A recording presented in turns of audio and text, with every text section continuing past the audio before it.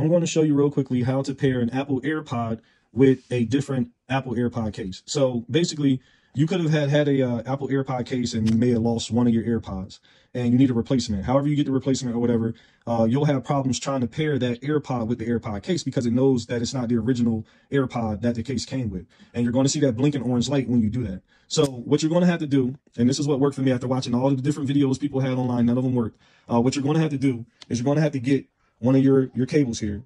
You got to get this cable that came with your phone and with your AirPods, and you want to plug in the AirPod case with both of those AirPods in there. So the original AirPod and the AirPod that you're replacing the missing one with, or the broken one with. You want to plug this AirPod case up with this cord to a power source and leave them plugged up for 20 minutes.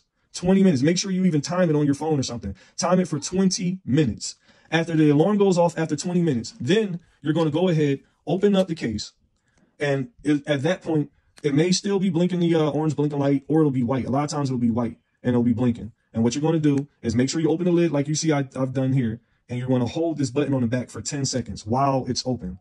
So you'll hold it for those 10 seconds. And then this light will be blinking white. And that's when you put it next to your phone if you're pairing it to a phone, and go into, and once you place the AirPod case with the blinking light next to the phone, it'll prompt you to start the connection setup process, where it'll show the picture of the AirPod on your screen and ask you if you want to connect beneath there, and you hit the connect button and go through the process.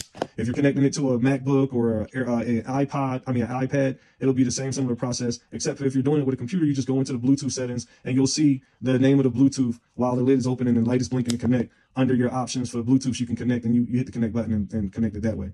And that's how you're going to be able to connect the AirPod case with an AirPod that wasn't the original AirPod that came with it. That's the only way. All these other videos where they don't mention that, they're entirely wrong. It won't work. I've tried it. That's how you do it.